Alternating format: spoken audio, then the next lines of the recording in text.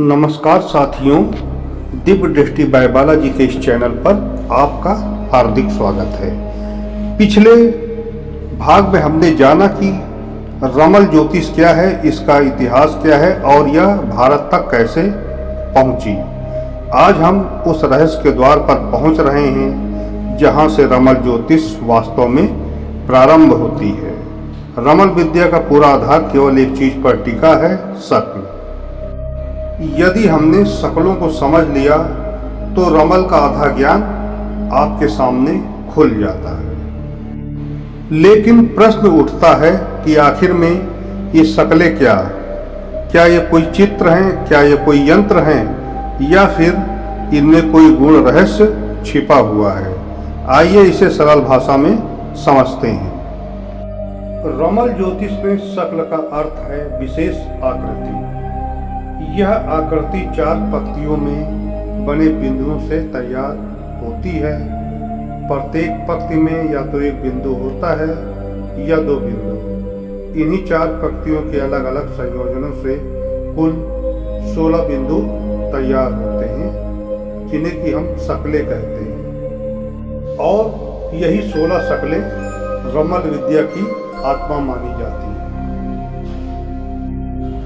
आप सोच सकते हैं कि 16 ही क्यों, संख्या 16 ही क्यों। रमल के आचार्यों का मानना था कि ये 16 मूल आकृतियां जीवन की सभी प्रमुख परिस्थितियों और संभावनाओं का प्रतीक हैं। हर शक्ल का अपना स्वभाव, अपना ग्रह संबंध और अपना फल माना जाता है। लेकिन रमल विद्या में मिलने वाली हर शक्ल क्या शुभ होती है? ऐसा नहीं है। कुछ शक्लें परंपरा में शुभ मानी गई हैं, कुछ संघर्ष, विलंब या सावधानी का संकेत देती हैं। लेकिन कोई भी शक्ल अपने आप में पूरी तरह अच्छी या बुरी नहीं होती। उसका फल इस बात पर निर्भर करता है कि वह प्रश्न में किस स्थान पर आई है और अन्य शक्लों के साथ उसका क्या संबंध बन रहा है। रमल के विद्वान इन शक्लों का उपयोग करके प्रश्नों पर विचार करते हैं, जैसे कि विवाह होगा या नहीं, व्यापार में लाभ होगा या नहीं, खोई ही वस्तु मिलेगी या नहीं, यात्रा सफल होगी या नहीं, मुकदमे का परिणाम क्या हो सकता है। ध्यान रहे, पारंपरिक रमल विद्या में इन प्रश्नों का विश्लेषण विशेष नियमों के आधार पर किया जाता है। क्या शक्लें याद करना कठिन है? बिल्कुल नहीं। यदि कोई विद्यार्थी प्रतिदिन थोड़ा अभ्यास करे तो कुछ ही दिनों में इन 16 शक्लों को पहचान सकता है। इसलिए पुराने समय में गुरु पहले शिष्य को शक्लें सिखाते थे, उसके बाद ही फलादेश की शिक्षा देते थे।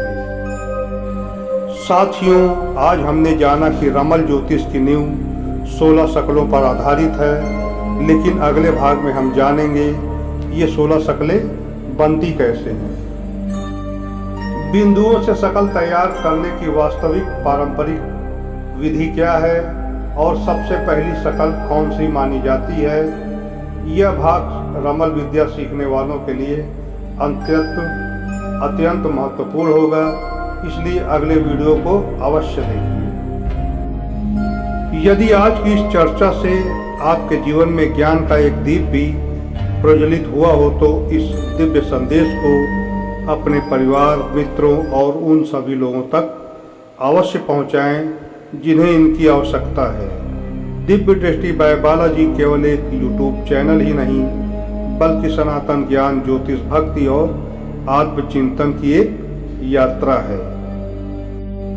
यदि आप भी इस यात्रा का हिस्सा बनना चाहते हैं तो अभी हमारे चैनल को सब्सक्राइब करें, बेल आइकॉन दबाएं ताकि आने वाला कोई भी दिव्य ज्ञान आपसे छूट न जाए। अंत में मैं ईश्वर से प्रार्थना करता हूं कि भगवान श्री राम, राधा कृष्ण, भगवान शिव, हनुमान जी और श्री बालाजी महाराज की कृपा आप पर और आपके पूरे परिवार पर सदैव बनी रहे। फिर मिलेंगे एक नए दिव्य रहस्य, एक नए ज्ञान और एक नई आध्यात्मिक यात्रा के साथ। तब तक के लिए हरि ओम तस्त नमस्कार।